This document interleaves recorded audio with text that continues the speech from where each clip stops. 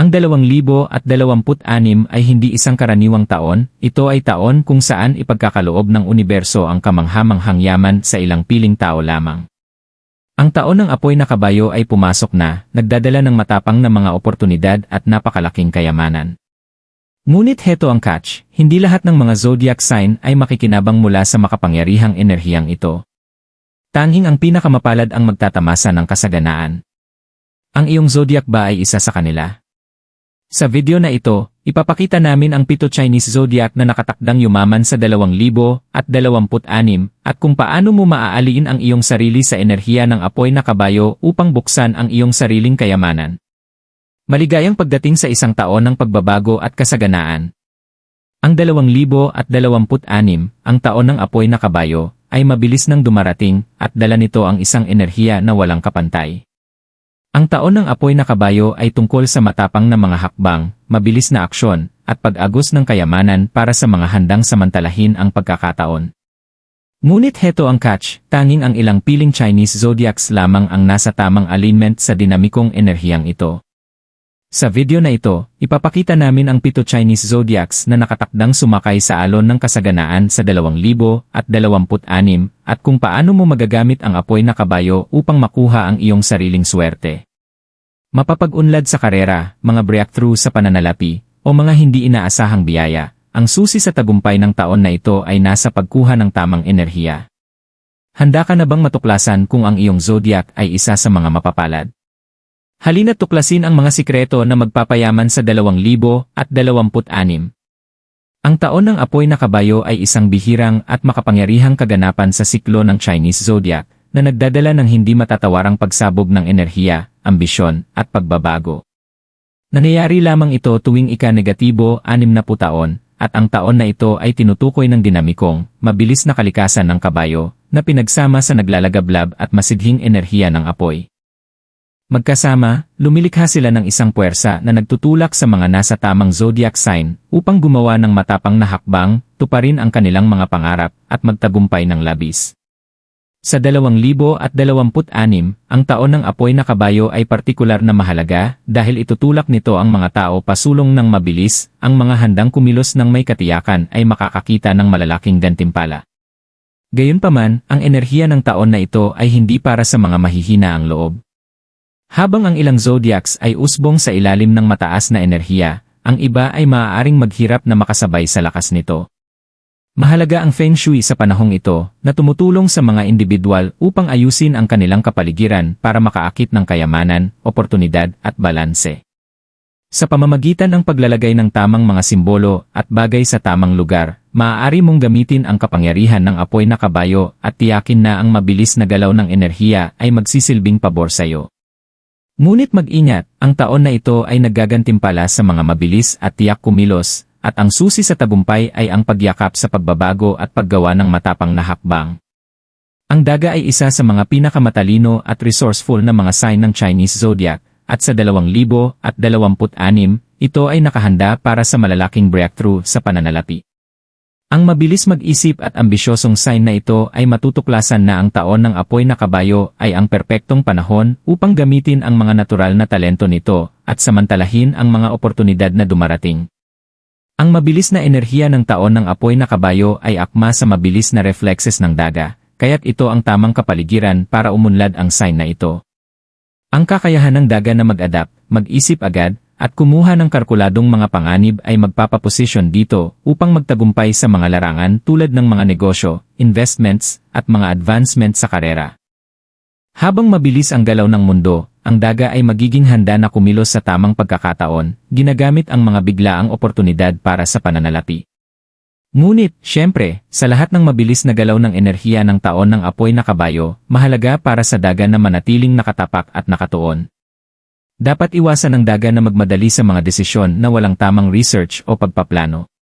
Habang mahalaga ang bilis, ang estratehiya at foresight ang magiging lihim na armas ng daga. Upang makuha ang pinakamataas na potensyal sa kayamanan sa 2026, ipinapayo ng Feng Shui na maglagay ng water feature sa southeast corner ng bahay o opisina ng daga. Ang southeast ay ang wealth corner sa Feng Shui, at ang umaagos na tubig ay sumisimbolo ng tuloy-tuloy na kasaganaan. Sa pamamagitan ng paglikha ng isang harmonyosong espasyo na nagpapakita ng balanse at agos, makakaakit ng kasaganaan ang daga at bubuksan ang pinto sa mas malaki pang tagumpay sa pananalapi. Walang duda, ang daga ay isa sa mga pinakapalad na sign sa taon ng apoy na kabayo, at sa kanyang natural na pagiging resourceful, kombinado pa ng tamang feng shui, ang taon na ito ay maaaring maging simula ng isang masaganang bagong kabanata. Ang ox ay kilala sa kanyang masipag, matatag, at maaasahang kalikasan, kaya't isa ito sa mga pinaka-grounded at dependable na mga sign sa Chinese zodiac. Sa taon ng apoy na kabayo ng 2026, ang pagtitiyaga at determinasyon ng ox ang magiging pinakamalaking asset nito habang hinaharap ang dinamikong, mabilis na enerhiya ng taon. Hindi tulad ng ibang mga sign na umuunlad sa mabilis at matapang na aksyon, ang ox ay nagtatagumpay sa pamamagitan ng pasensya at isang metodikal na approach. Ang mas mabagal at mas kalkuladong galaw na ito ay magsisilbing pakinabang ng ox sa 2026, lalo na sa pagharap sa mga malalaking desisyon, investments, o mga bagong oportunidad sa negosyo. Habang ang iba ay maaaring magmadali, ang ox ay magtatagal at mag-aanalisa ng sitwasyon ng mabuti bago gumawa ng anumang hakbang. Ang maingat na estratehiyang ito ay maghihiwalay sa ox, tinitiyak ang pangmatagalang tagumpay kaysa sa mga panandaliang tagumpay. Ang taon ng apoy na kabayo ay nagdadala ng mga bigla at hindi inaasahang oportunidad, ngunit para sa ox, mahalaga ang manatiling nakatuon at iwasang maligaw sa agos. Ang kakayahan ng ox na magtiis, manatiling disiplinado, at magpatuloy sa pagtatrabaho para sa mga layunin nito ay magreresulta sa pangmatagalang gantimpala, maging ito man ay sa pamamagitan ng advancement sa karera, mga investments sa pananalapi, o mga bagong partnerships. Upang mag-aliin sa enerhiya ng taon ng apoy na kabayo, ipinapayo ng Feng Shui na maglagay ng mga barya o wealth symbols sa apat na sulok ng kanilang bahay o opisina. Ayon sa Feng Shui, ang paggawa ng ganitong hakbang ay mag-aakit ng kasaganaan at magpapagana ng agos ng yaman sa buong taon. Sa pamamagitan ng pagtiyak na ang kapaligiran ay nakahanda para sa kasaganaan, mapapalakas ng ox ang mga pagkakataon nitong makamtan ang paglago at katatagan sa pananalapi sa 2026. Para sa ox, ang 2026 ay isang taon ng tuloy-tuloy na pag-unlad at nararapat na tagumpay, nagbubuo ng isang pundasyon na magbabayad sa hinaharap. Ang tigre ay kilala sa kanyang tapang, lakas, at natural na liderato, kaya't isa ito sa mga pinakadynamic at charismatic na mga sign sa Chinese zodiac. Sa 2026, ang taon ng apoy na kabayo ay magpapalakas sa mga katangiang ito, nagdadala ng malalaking oportunidad para sa tigre na magningning at kunin ang yaman at tagumpay. Ang taon ng apoy na kabayo ay tungkol sa matapang na mga hakbang at mabilis na aksyon, at ito ay akma sa walang takot na kalikasan ng tigre. Magkakaroon ng pagkakataon ang tigre na kumuha ng mga panganib, gumawa ng mga mahahalagang desisyon sa karera, at maglunsad ng mga bagong negosyo. Gayunpaman, ang enerhiya ng apoy na kabayo ay maaaring maging labis para sa mga hindi handang makasabay, kaya't kailangang matutunan ng tigre na balansihin ang kanyang natural na pagiging impulsive sa masusing pagpaplano. Habang kilala ang tigre sa kanyang instinctive na paggawa ng desisyon, ang 2026 ay mangangailangan ng mas mabilis na aksyon mula sa tigre, ngunit may kaunting pag-isip kaysa sa karaniwan. Para sa tigre, ang susi sa tagumpay ay nakasalalay sa buong paggamit ng dynamic na enerhiya ng apoy na kabayo, ngunit nang hindi nagmamadali sa mga desisyon. Sa halip, dapat pagtibay ng tigre ang kanyang kutob habang tinitiyak na ginagawa ang mga kinakailangang research at tinitingnan ang mga oportunidad na tumutugma sa kanyang pangmatagalang layunin. Sa usapin ng Feng Shui, dapat ilagay ng tigre ang isang pulang parol sa southeast corner ng kanilang bahay o opisina. Ang pula ay sumisimbolo ng kasaganaan, passion, at swerte, at ang southeast ay ang wealth corner sa Feng Shui. Ang paglalagay nito ay makakatulong upang mag-akit ng mga oportunidad sa pananalapi at magbibigay ng kinakailangang momentum sa tigre upang magpatuloy at makamtan ang kasaganaan sa 2026. Para sa tigre, ang taon ng apoy na kabayo ay isang taon ng aksyon, tapang, at gantimpala, ngunit para lamang sa mga handang yakapin ang parehong tapang at estratehiya. Ang dragon, kilala sa kanyang lakas, kumpiyansa, at charisma, ay isa sa mga pinakamasibol na sign sa Chinese zodiac. Sa taon ng apoy na kabayo ng 2026, ang dragon ay nakatakdang maranasan ang isang pambihirang pagsabog ng mga oportunidad, lalo na sa mga larangan na may kinalaman sa liderato, advancement sa karera, at paglago ng pananalapi. Ang taon ng apoy na kabayo ay nagdadala ng matapang na enerhiya na akma sa mga likas na katangian ng dragon. Sa kanyang natural na magnetismo at kakayahang magbigay ng inspirasyon sa iba, matutuklasan ng dragon na siya ay nasa unahan ng mga bagong proyekto, ideya, at kolaborasyon. Ito ang taon kung kailan ang mga katangian ng liderato ng dragon ay sisikat, nagdadala ng tamang mga tao at resources sa kanyang orbit. Mapabagong negosyo, malaking pagbabago sa karera, o oportunidad sa investment, matutuklasan ng dragon na ang universo ay nakaalin sa kanyang pabor, binubuksan ang mga pinto na dating sarado. Gayunpaman, ang mataas na enerhiya ng apoy na kabayo ay minsang nagdudulot ng turbulence, kaya't kailangan ng dragon na manatiling maingat sa balanse. Habang ang kanyang kumpiyansa at pagiging assertive ay mga lakas, dapat iwasan ng dragon na magmadali sa mga desisyon o magpuno ng sobrang proyekto. Ang pasensya, kapag pinagsama sa kanyang tapang, ay makakatulong sa dragon na matagumpay na mag-navigate sa mabilis na enerhiya ng 2026. Ipinapayo ng Feng Shui na gamitin ng dragon ang elemento ng apoy upang makaakit ng tagumpay sa 2026. Ang pagsindi ng mga kandila o paggamit ng pulang dekorasyon sa southeast corner ng kanilang bahay o opisina ay magpapalakas sa agos ng yaman at tutulong sa dragon na magamit ang buong potensyal ng dynamic na enerhiya ng apoy na kabayo.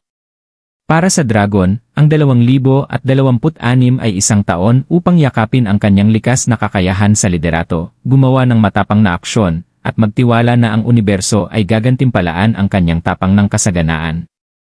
Kang ahas ay kilala sa kanyang karunungan, kutob, at stratehikong pag-isip. Sa taon ng apoy na kabayo ng 2026, ang sign na ito ay makakaranas ng isang taon ng kalkuladong paglago at pagbabago. Habang ang masigla at matapang na apoy na kabayo ay umaayon sa likas na insightful at maingat na approach ng ahas.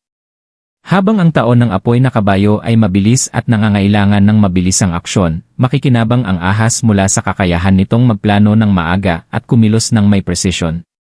Ang ahas ay magaling sa mga sitwasyon kung saan kinakailangan ang maingat at stratehikong pag-isip, at ang 2026 ay magdadala ng maraming oportunidad kung saan ang ahas ay makakapag-step back, mag-assess, at pagkatapos ay tumama ng tama sa tamang oras.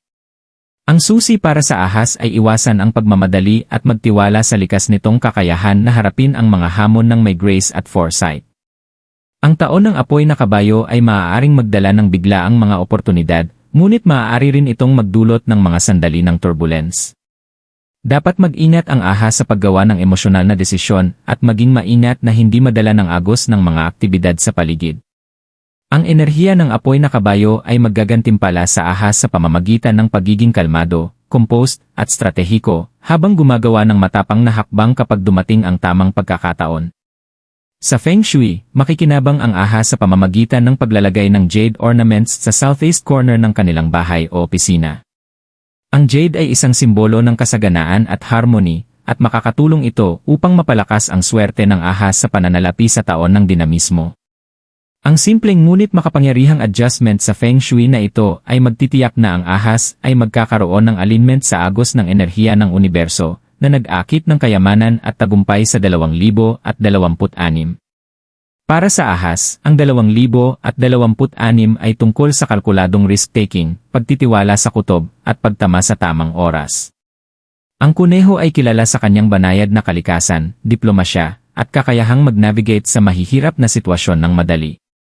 Habang ang taon ng apoy na kabayo ng 2026 ay nagdadala ng mabilis at matapang na enerhiya, ang tahimik na lakas at matatag na approach ng kuneho ay makakahanap pa rin ng mga paraan upang makinabang mula sa dinamismong ito, kahit na sa mas mabagal na hakbang. Maaaring hindi agad tumalon ang kuneho sa mabilis na takbo ng taon ng apoy na kabayo, ngunit hindi ibig sabihin nito na hindi ito makakaranas ng paglago at tagumpay. Sa halip, magtatagumpay ang kuneho sa pamamagitan ng paglalaan ng oras, paggawa ng maingat na desisyon, at unti-unti ngunit tiyak na pagpapalago ng kanyang yaman. Habang ang iba ay nagmamadali, ang kuneho ay gagamitin ang kanyang natural na kakayahan na manatiling kalmado at nakatutok, nakatingin sa pangmatagalang katatagan kaysa sa mabilisang tagumpay. Ang taon ng apoy na kabayo ay magdadala ng mga oportunidad sa kuneho upang maglatag ng pundasyon para sa hinaharap na tagumpay, lalo na sa mga investments, pagbabago sa karera, o personal na ventures na nangangailangan ng pasensya at konsistensya. Isa sa pinakamahalagang asset ng kuneho ay ang kakayahan nitong iwasan ang conflict at makahanap ng harmony sa bawat sitwasyon. Sa 2026, magiging partikular na kapakipakinabang ang kasanayang ito dahil matutulungan nito ang kuneho na magtayo ng mga relasyon at partnerships na maaaring magdala ng pananalapi at personal na paglago. Gayunpaman, ang kuneho ay kailangang mag-ingat na huwag hayaan ang indecision o sobrang pag-isip na magpabagal sa kanyang pag-unlad. Habang mahalaga ang mag-isip ng mabuti, dapat din matutunan ng kuneho na kumilos kapag dumating ang tamang pagkakataon. Para sa Feng Shui, ang kuneho ay dapat maglagay ng mga halaman sa kanilang bahay o opisina upang magsimbolo ng paglago at kasaganaan. Ang masiglang enerhiya ng mga halaman ay maghihikayat ng tuloy-tuloy na paglago na makakatulong sa kuneho upang umunlad sa dinamikong kapaligiran ng taon ng apoy na kabayo. Para sa kuneho, ang 2026 ay isang taon ng mabagal ngunit matatag na pag-unlad, pagpapalago ng mga binhi ng hinaharap na kasaganaan. Ang unggoy ay kilala sa kanyang katalinuhan, kakayahang mag-adapt, at masayahing kalikasan. Sa taon ng apoy na kabayo ng 2026, matutuklasan ng unggoy ang sarili sa isang kapaligiran na puno ng mabilis na mga oportunidad. Ngunit kailangan din nitong manatiling alerto upang matiyak na magagamit nito ang mga ito sa pinakamainam na paraan. Ang matapang at mabilis na enerhiya ng apoy na kabayo ay perpektong akma sa mabilis mag-isip na kalikasan ng unggoy at ang kakayahan nitong mag-adapt sa anumang sitwasyon. Ang unggoy ay likas na resourceful, kayang mag-isip ng mabilis at magpatupad ng mga bagay kapag kinakailangan. Sa 2026, ang enerhiya ng apoy na kabayo ay magbibigay sa unggoy ng mga kapanapanabik na pagkakataon para sa paglago sa pananalapi, advancement sa karera, at personal na breakthroughs. Gayunpaman, ang susi sa tagumpay para sa unggoy ay ang mag-focus ng enerhiya at hindi maligaw sa sobrang dami ng mga oportunidad. Madaling magpakalat ng sarili ang unggoy, tumutok sa maraming ventures ng sabay-sabay, ngunit sa taong ito, mahalaga na pumili ng tamang landas at mag-commit dito. Ang taon ng apoy na kabayo ay maaaring magdala ng bigla at hindi inaasahang mga pagbabago na madali namang malalampasan ng unggoy dahil sa likas nitong kakayahang mag-adjust. Gayunpaman, ang unggoy ay kailangang iwasan ang paggawa ng padalos-dalos na desisyon sa gitna ng emosyon. Habang ang pagiging mabilis at maliksi ay isang asset, ang paglalaan ng kaunting oras upang suriin ang mga oportunidad ay magdudulot ng mas malaking tagumpay sa hinaharap. Para sa Feng Shui, ang unggoy ay dapat maglagay ng isang lucky coin sa ilalim ng kanilang kama o sa southeast corner ng kanilang bahay upang mapalakas ang swerte sa yaman. Ang maliit ngunit makapangyarihang Feng Shui tip na ito ay makakatulong sa unggoy na makaakit ng magandang kapalaran at tiyakin ang paglago ng pananalapi sa buong taon.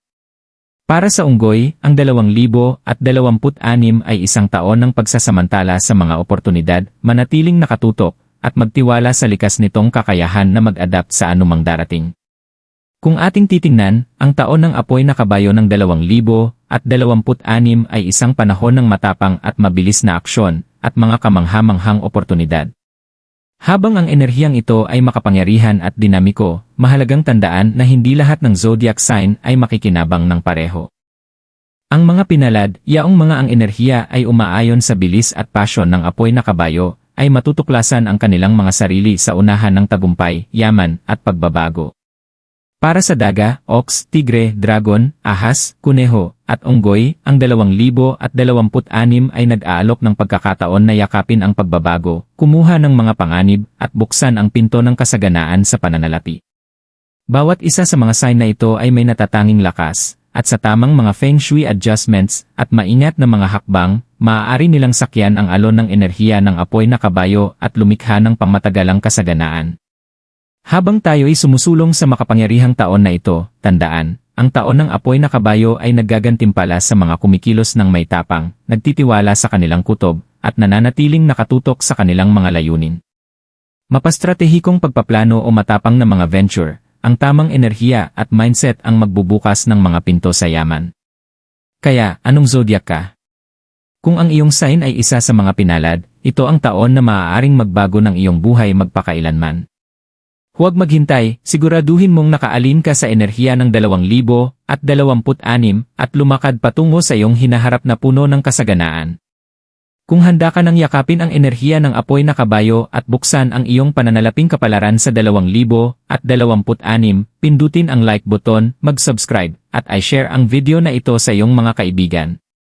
Huwag kalimutang magkomento sa ibaba at sabihin sa amin kung aling zodiac ang sa tingin mo ay aangat sa yaman ngayong taon.